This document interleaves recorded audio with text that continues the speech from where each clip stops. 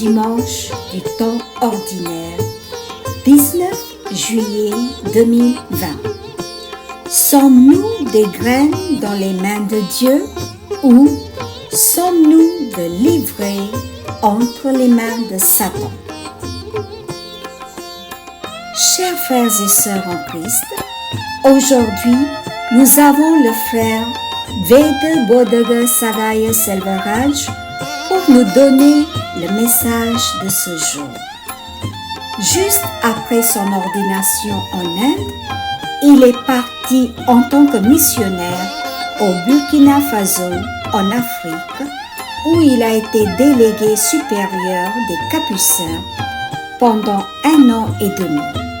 À son retour en Inde, il mène son ministère au centre d'écoute et de conciliation Padoni Illam à Trichy, où il fait de l'écoute auprès des gens qui sont dans le besoin. Pendant ces 3 ans, il diffuse régulièrement ses homélies en ligne pour les Indiens tamouls en Allemagne. À présent, il est disponible pour donner des retraites et des conférences. Voici le message du frère Vede Bodega Sagaya Selvaraj, Capucin. Chers amis en Jésus-Christ, comment allez-vous tous? Les lectures d'aujourd'hui nous invitent à arracher les mauvaises herbes de nos cœurs et à semer les graines de Dieu dans nos vies. Le monde entier est actuellement terrifié par la pandémie du Covid-19. Le taux de mortalité augmente de jour en jour. L'atmosphère effrayante terrifie tout le monde. De nombreuses personnes ont perdu leur emploi sans salaire. La vie future des étudiants est un point d'interrogation. Ainsi, toute la création de Dieu attend sa libération. Comme le dit magnifiquement Saint Paul dans sa lettre aux Romains 8, 22, nous le savons bien, la création tout entière gémit. Elle passe par les douleurs d'un enfantement qui dure encore. Mais aujourd'hui, Dieu nous assure que ses enfants seront comme des semences entre les mains de Dieu. La semence dans la main de Dieu produira au centuple. Quand je pense à ce passage, je me souviens de mes jours d'enfance. La graine subit 4 types de processus pour devenir une meilleure graine afin de produire au centuple. La sélection, la préparation, la préservation et la plantation. Quand j'étais enfant, au moment de la récolte, mon père m'ordonnait d'aller au champ et de sélectionner les bonnes graines de riz paddy ou d'arachide mûri pour la prochaine plantation. Ces graines sélectionnées subiront beaucoup de préparation. Une fois la préparation terminée, les graines seront préservées. Après 8 à 9 mois, les graines sont portées au champ pour la plantation. Et ces graines donneront au centuple. Comme l'ivraie ne subit aucun processus, il se cache avec les graines. Lorsque les graines sont semées, l'ivraie pousse également. Il prend l'eau, l'énergie et le fumier du sol. Les graines produisent une bonne récolte, tandis que l'ivraie ne produit que des mauvaises herbes. Comme Jésus le dit dans Matthieu 7, 17 à 18, c'est ainsi que tout arbre bon donne de beaux fruits et que l'arbre qui pourrit donne des fruits mauvais. Un arbre bon ne peut pas donner des fruits mauvais, ni un arbre qui pourrit donner de beaux fruits. Chaque arbre est identifié par ses fruits. Aujourd'hui, est-ce que nous produisons de bonnes graines ou de mauvaises herbes? Les graines sont préservées, mais les mauvaises herbes sont brûlées et détruites. Aimeriez-vous être préservé ou être détruit? Réfléchissons-y aujourd'hui. Les 4 processus des bonnes semences. La sélection. Dieu sélectionne depuis la création jusqu'à maintenant. Du règne animal et de la végétation, le royaume humain a été choisi par Dieu. Dieu sélectionne les êtres humains à son image et à sa ressemblance. Ainsi, le royaume humain d'Adam et Ève était différent des autres créations de Dieu. Au moment de l'inondation, seule la famille de Noé a été sélectionnée, d'autres ont été abandonnés. Abraham a été sélectionné, d'autres ont été laissés. Au temps de la famine, la femme de Sarepta a été choisie, le reste est mort de la famine. En vérité, je vous le dis, au temps du prophète Élie, lorsque pendant 3 ans et demi, le ciel retint la pluie et qu'une grande famine se produisit sur toute la terre. Il y avait beaucoup de veuves en Israël. Pourtant, Élie ne fut envoyé vers aucune d'entre elles, mais bien dans la ville de Sarepta, au pays de Sidon, chez une veuve étrangère. Luc 4, 25 à 26. Les Israélites ont été sélectionnés et d'autres nationalités ont été exclues. Dans le Nouveau Testament, Dieu choisit également. Il y avait beaucoup de femmes à Nazareth. Seule Marie, notre mère, a été choisie. Jésus a choisi les apôtres. Aujourd'hui, vous et moi sommes précieux aux yeux de Dieu. Comme nous lisons en Jean 15, 16, ce n'est pas vous qui m'avez choisi, c'est moi qui vous ai choisi. Alors, chers amis, la sélection de Dieu se poursuit chaque minute. Deuxièmement, la préparation. La graine subit beaucoup de préparation avant le sémence. La préparation est nécessaire à sa croissance. De la même manière, Dieu prépare également les personnes qu'il choisit. Par exemple, Dieu a choisi Adam et Ève et Dieu les a également préparés par sa recommandation en Genèse 2, 16 à 17. Tu peux manger les fruits de tous les arbres du jardin, mais l'arbre de la connaissance du bien et du mal, tu n'en mangeras pas, car le jour où tu en mangeras, tu mourras. Quand Noé a été choisi, Dieu lui a demandé de préparer une arche. Genèse 6, 14. Fais-toi une arche. Le prophète Élie prépare la veuve à affronter la grande famine.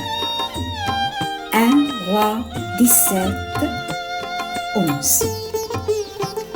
Jésus prépare également ses disciples à être différents. Venez à ma suite et je vous ferai pécheurs d'hommes, instruisait-il. Matthieu 4, 19. Leur occupation de la pêche, le travail de collecteur d'impôts se sont transformés en mission d'appel des gens au royaume de Dieu. De la même manière, aujourd'hui, Dieu vous prépare, vous et moi, avec des personnes différentes, avec des expériences différentes, pour sa mission différente.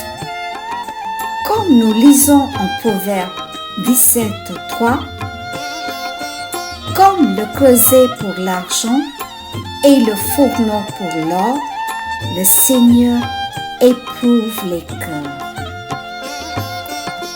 Troisième étape, la préservation. Dieu préserve tous ses élus. Bien qu'Adam et Ève aient péché, ils n'ont pas subi la mort physique immédiatement par leur désobéissance. Ils ont été plutôt préservés. Au temps du déluge, Noé et sa famille ont été préservés parce qu'ils ont été choisis. Pendant la famille de la veuve a été préservée. Dans le Nouveau Testament, Jésus préserve ses disciples en priant son Père en Jean 17:12. Comme j'étais avec eux, je les gardais unis. Ainsi, nous comprenons que Dieu préserve tous ses élus. Comme dit le psalmiste dans le psaume 27:8, le Seigneur est la force de son peuple, le refuge. Le Seigneur protège celui qu'il choisit. Aujourd'hui, suis-je protégé par Dieu ou suis-je influencé par Satan? Quatrième étape, la plantation. La semence est sélectionnée, préparée, protégée pour la plantation. De la même manière, les enfants de Dieu sont choisis, préparés, protégés, afin qu'ils puissent porter des fruits. Comme nous le lisons en Jean 15:16, c'est moi qui vous ai choisi et établi afin que vous portiez du fruit. Avec Adam, une nouvelle création était née. Avec Noé, la création pécheresse était morte et la famille choisie de Noé a été plantée dans le jardin de Dieu. Le prophète Jérémie a été appelé à planter le royaume de Dieu et à porter du fruit. Chers amis, aujourd'hui, nous sommes choisis, préservés, protégés et plantés sur le terrain. C'est maintenant à notre tour de porter des fruits. Allons-nous produire des graines ou de livrer? Comment produire des graines? En subissant ces 4 types de processus, nous pouvons produire de bonnes graines. Parfois, en raison de notre faiblesse humaine, nous pouvons être épuisés. Les problèmes du monde peuvent nous inquiéter et tant d'autres problèmes peuvent nous freiner. Mais gardez à l'esprit que Saint Paul, dans la 2e lecture, dit que l'Esprit de Dieu nous aide dans nos faiblesses. Et l'Esprit de Dieu sonde les cœurs et les esprits de ses élus, et l'Esprit lui-même intercède pour nous lorsque nous gémissons de difficultés et de problèmes. Dieu choisit, il prépare, il protège et il plante. Par conséquent, notre devoir est seulement de coopérer avec lui. Si nous demeurons avec Dieu, nous pouvons produire au centuple. Quand livrée est-elle produite? Dans l'Évangile, nous lisons que lorsque le propriétaire et les serviteurs dormaient, l'ennemi semait l'ivraie. Si le propriétaire et les serviteurs étaient réveillés, il aurait été difficile pour l'ennemi de semer l'ivraie. Alors, chers amis, sortons de notre sommeil pour lutter contre l'ennemi. 1 Pierre 5, 8. Soyez sobres, veillez. Votre adversaire, le diable, comme un lion rugissant, rôde, cherchant qui dévorer. Par conséquent, Satan travaille 24 heures sur 24. De la même manière, Dieu ne dort jamais. Psaume 124. Non, il ne dort pas, ne sommeille pas, le gardien d'Israël. C'est pourquoi notre Dieu est toujours éveillé pour faire de nous des graines de Dieu. Pourquoi le propriétaire a-t-il permis aux graines et à l'ivraie de pousser ensemble? Dans l'évangile d'aujourd'hui, nous lisons que le maître dit aux serviteurs de ne pas enlever les mauvaises herbes.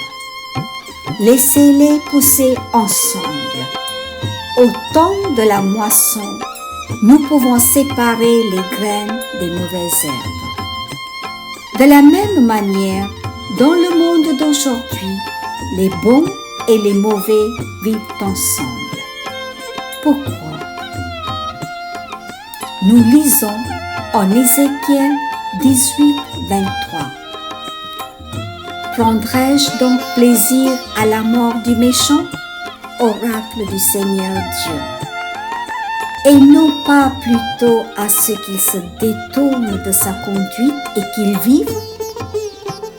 Dieu dit que les mauvaises personnes, en voyant les actions des bonnes personnes, peuvent se convertir et se rapprocher de Dieu.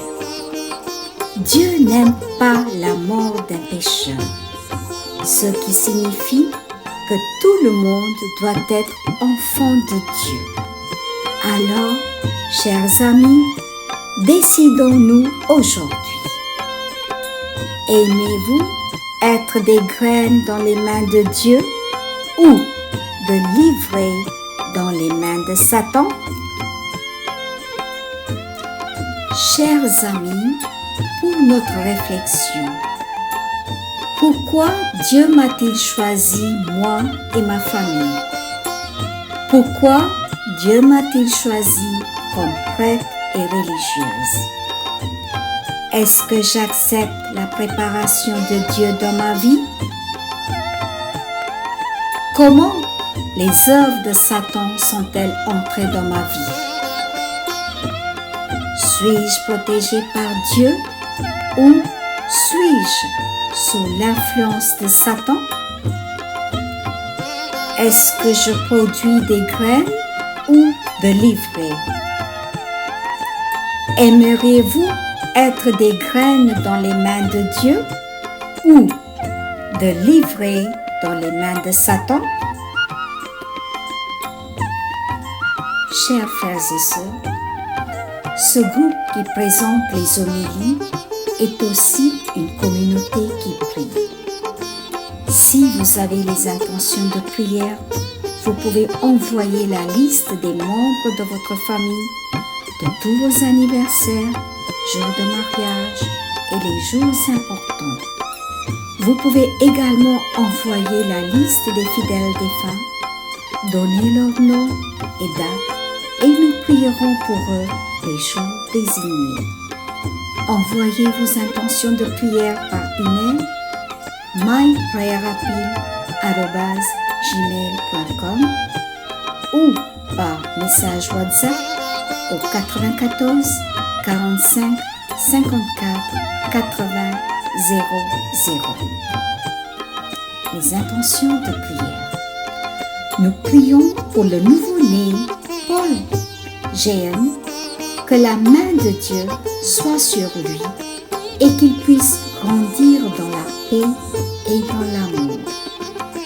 20 juillet, nous prions pour Maurice François qui fête son anniversaire ce jour. Que le Seigneur le bénisse et le protège, qu'il exauce ses prières. Nous prions pour Rebecca qui va subir une intervention pour sa tumeur au rein. Que le Seigneur lui accorde la force et le courage pour tenir et une guérison complète. Nous prions pour tous les malades que nous connaissons dans notre famille et amis.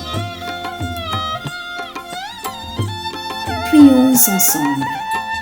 Dieu notre Mère et notre Père, merci pour cette journée et pour le message de compassion. Seigneur, nous te rendons grâce de nous avoir fait reconnaître le besoin d'être patient, miséricordieux, tendre et tolérant. Souvent, nous considérons les autres comme des mauvaises herbes et nous voulons nous en débarrasser. Mais tu les regardes avec compassion et tendresse. Tu connais la réalité ultime de la vie. Tu les considères dans leur valeur. Seigneur, donne-nous la même énergie pour reconnaître la valeur des gens malgré les situations apparemment erronées. Souvent, nous pensons que nous avons absolument raison et nous ridiculisons les autres en disant qu'ils ont tort. Seigneur, aide-nous à comprendre que la plupart des choses que nous traitons sont toutes relatives et que tu es seul absolu. Seigneur, aide-nous, enseigne-nous la tolérance, la tendresse, l'acceptation et la bienveillance pour accepter les soi-disant mauvaises herbes dans le cadre de notre vie, dans notre croissance. Seigneur, aide-nous à valoriser les gens, à valoriser les situations, à valoriser les personnes malgré leurs faiblesses. Seigneur, conduis-nous dans ce voyage. Amen. Je vous remercie. Rendez-vous la semaine prochaine. Soyez bénis.